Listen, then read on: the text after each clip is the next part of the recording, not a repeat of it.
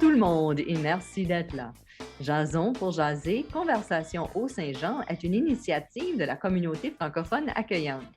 Mon nom est René Morel et aujourd'hui, j'ai le plaisir d'accueillir Cyril Tiwa, qui est originaire du Cameroun et qui est installé dans notre région depuis janvier 2018. Bonjour Cyril, comment ça va? Bonjour René, ça va très bien et toi? Oui, ça va bien. Merci de venir jaser avec moi aujourd'hui. Parle-nous un petit peu de ton parcours. Qu'est-ce qui a fait que tu es arrivé chez nous en janvier 2018? Le parcours, bon, je commence peut-être dès le Cameroun. Bon, j'ai fait des études super, j'ai eu mon baccalauréat. Et, j'ai fait mes études supérieures au Cameroun jusqu'à la maîtrise. C'est vrai que j'ai toujours été tenté de venir au Canada à l'époque, quand je venais d'avoir mon diplôme d'études, de fin d'études secondaires. Mais les coûts des études étaient quand même très dispendieux. Du coup, ma famille ne pouvait pas me permettre. Du coup, j'ai plutôt été penché vers du côté de l'Europe, où les coûts des études étaient un peu assez abordables. Donc, plus tard, après ma licence obtenue au Cameroun, je suis parti en Belgique pour continuer mes études supérieures dans le domaine de la finance. Mais voilà, j'étais un peu déçu de pouvoir ne pas aller directement au Canada. Mais bon, je gardais toujours quand même cette opportunité. Comme on ne sait jamais, peut-être plus tard, j'irai là-bas et tout. En Europe, en Belgique, j'ai continué mes études, j'ai été diplômé. Ben, après cela, j'ai cherché du travail, comme ça se fait après le diplôme, mais c'était très difficile, vraiment très difficile et tout.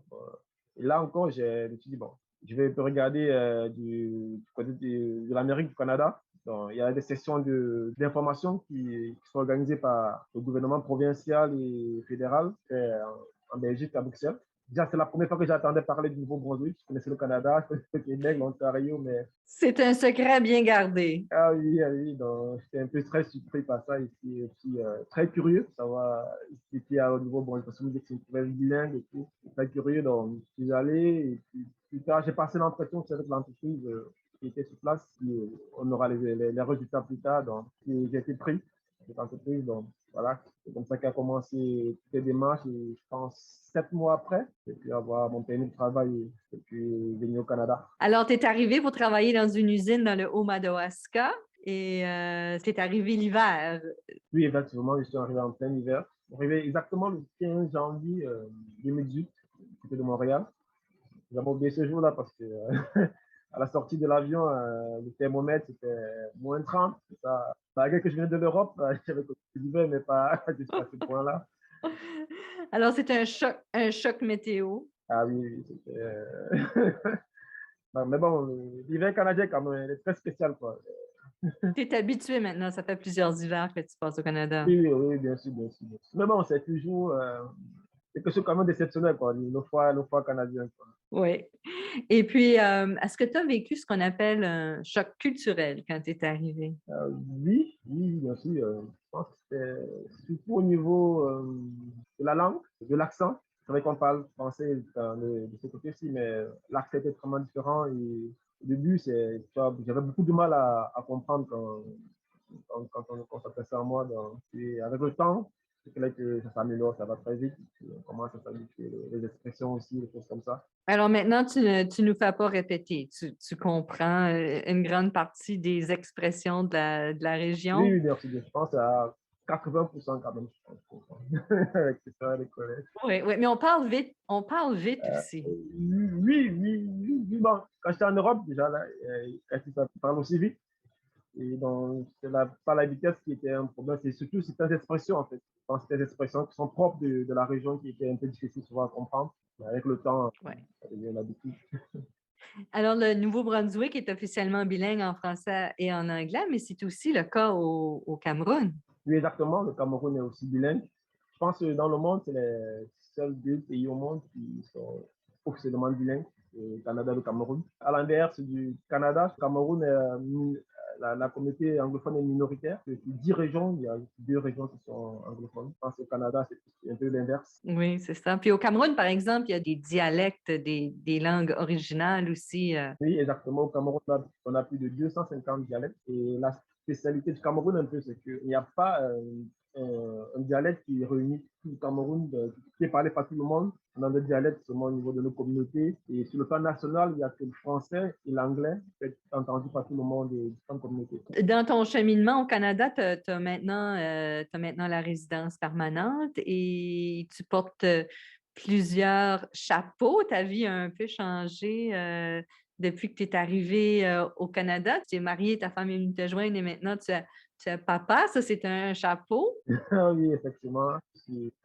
papa depuis le 29 octobre 2020, déjà 11 mois. Comme je suis arrivé en janvier 2018, mon épouse était encore en Afrique, en Afrique du Sud, plus précisément, au études supérieures. On s'est mariés au pays, enfin en décembre 2018. Elle a pu me rejoindre plus tard. Elle avait aussi fini ses études de l'Afrique du Sud. On a maintenant un enfant, voilà, la famille est en train de s'agrandir. Au départ, j'étais tout seul, mais maintenant, c'est plus le cas. Oui. Et ça se fait par étapes. Hein. Je pense qu'il y a beaucoup de gens qui ne réalisent pas peut-être que quand quelqu'un choisit d'immigrer au Canada, c'est une étape après l'autre et souvent, il y a des temps d'attente, surtout en pandémie aussi. Là, ça a rendu les choses plus difficiles pour certaines personnes qui cherchent à immigrer. Un autre de tes chapeaux, tu travailles pour aider les gens qui veulent immigrer dans la région. Oui, en fait, je travaille pour Diversis. Diversis qui était un cabinet de gestion d'immigration. Puis généralement, c'est pas vraiment de faire venir les personnes ici. Et le travail que je fais, c'est plus de faire des formations qui vont permettre de développer les capacités managériales des immigrants, qui puissent devenir des entrepreneurs, par exemple. Puis je arrive ici, mais ils ne travaillent pas dans le domaine d'expertise. Ils sont diplômés, par exemple, et aussi pouvoir leur montrer des voies exercer dans les domaines. Il y a des formations pour former de nouveaux arrivants au marché de l'emploi canadien. Et voilà, ceux qui veulent aussi se lancer dans l'entrepreneuriat, quelles sont les réalités. Vraiment, on est dans tous les astuces qu'ils ont besoin pour pouvoir se lancer dans ce domaine-là. Ça va, j'aime bien. Je sais qu'on a besoin toujours d'être accompagné dans tout ce qu'on fait ici.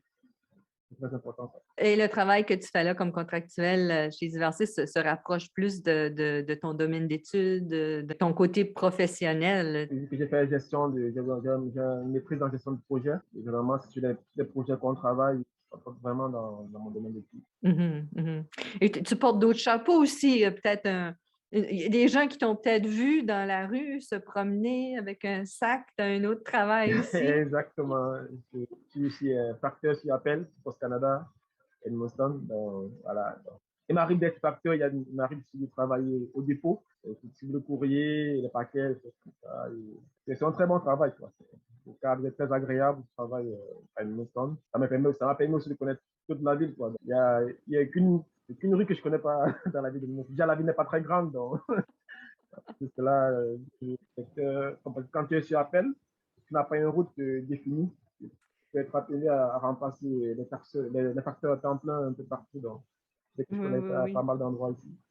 Oui, exactement. Et tu as un troisième chapeau ou une troisième casquette? Oui, bien sûr, René. En fait, ça fait juste 2 mois que je suis comme représentant en assurance vie. Donc, j'ai réussi mon permis niveau provincial comme représentant d'assurance vie, représentant indépendant. Je travaille pour une société qui s'appelle World Financial Group, qui est basée au côté de Toronto.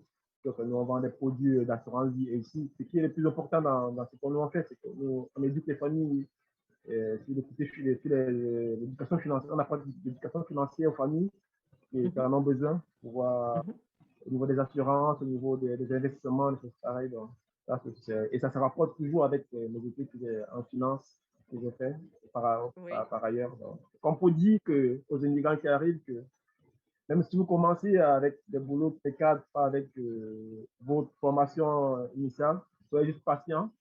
Au Canada, il y a beaucoup d'opportunités, il y a moyen toujours de revenir dans son domaine d'études. Donc, c'est ça quoi. Alors, est-ce qu'il y a quelque chose qui t'a surpris dans tout ton parcours, dès le début, quand tu as décidé que tu voulais faire l'aventure d'immigrer au Canada et depuis que tu es installé ici, est-ce qu'il y a quelque chose qui t'a surpris en particulier ou que... J'étais surpris par l'accueil. Pour dire vrai, les gens sont plutôt, surtout dans le petit village dans lequel je suis arrivé, J'ai trouvé les gens plutôt accueillants. Accueillants. Je me rappelle qu'à l'époque, ce sont les premiers Africains dans ce village. Plutôt accueillants, ils étaient plutôt curieux, possiblement. Et voilà, c'est chose que quand je compare avec l'Europe où j'ai aussi vécu, c'était pas souvent le cas, quoi. Souvent, on était un peu craintif, souvent un peu méfiant. Les gens étaient plus ouverts, ils venaient vers vous pour savoir, voilà, ton histoire, d'où tu viens. On n'arrête pas de poser sur la question, est-ce que tu aimes bien le Canada? Aimes-tu bien le Canada? C'était, voilà, c'était réconfortant quand même. Je trouvais ça quand même assez. Je ne m'attendais pas à un accueil assez chaleureux, pour dire vrai. Est-ce que tu as eu de la facilité à te faire des amis, à t'intégrer, est-ce tu te sentis adopté? Est-ce que tu te sens maintenant chez vous ici? Ah, oui et non, mais je ne peux pas totalement dire que je vis ça chez moi. Voilà, si c'est le cas, j'aimerais bien être avec toute ma famille, c'est pas le cas. Mais je m'y plais très bien. Très bien. Ça allait, sincèrement, ça allait plus vite que je pensais. Je m'y plais très bien, ma famille aussi. C'est vrai que côté opportunité, il n'y a peut-être pas beaucoup d'opportunités comparé aux grandes villes du Canada. Mais voilà, on ne peut pas avoir tout en même temps. Donc, mais je pense que c'est le cadre idéal pour pouvoir éduquer une famille. C'est assez calme, c'est paisible. Il y a une différence entre élever une famille dans une grande ville et d'élever une famille dans une plus petite communauté. Oui, exactement, je pense, exactement. Je pense que mon fils, peut-être mon fils, c'est clair que lui, il se sentira chez lui ici parce qu'il est né ici, là, il va faire, il n'aura pas du mal à se dire qu'il est chez lui, quoi. Mais moi, je suis arrivé quand même ici avec un âge un peu avancé et moi, c'est difficile de changer les habitudes, mais bon, je m'y plais, je m'y plais. Et ma femme aussi, c'est le plus important. Et on est content que vous êtes content d'être ici. Oui, merci. Alors, bien, merci beaucoup, Cyril, d'être venu jaser avec moi aujourd'hui. Merci, René, le plaisir est partagé. Alors, Cyril Tiwa est originaire du Cameroun et il est dans notre région depuis janvier 2018. Et merci à vous, chers auditeurs et auditrices, d'avoir été des nôtres. Et je vous invite à vous abonner à notre chaîne et ne pas oublier de cliquer sur l'icône notification pour ne pas manquer nos prochains épisodes. Et n'hésitez pas à partager dans vos réseaux. Cette émission est une réalisation de la communauté francophone accueillante qui regroupe la ville d'Edmundston, la communauté rurale du Haut-Madawaska et la Première Nation malécite du Madawaska dans le nord-ouest de la province du Nouveau-Brunswick. Ce projet est rendu possible grâce au financement du ministère de l'Immigration, Réfugiés et Citoyenneté Canada. Tout droit réservé en cette année 2021. Merci et à la prochaine!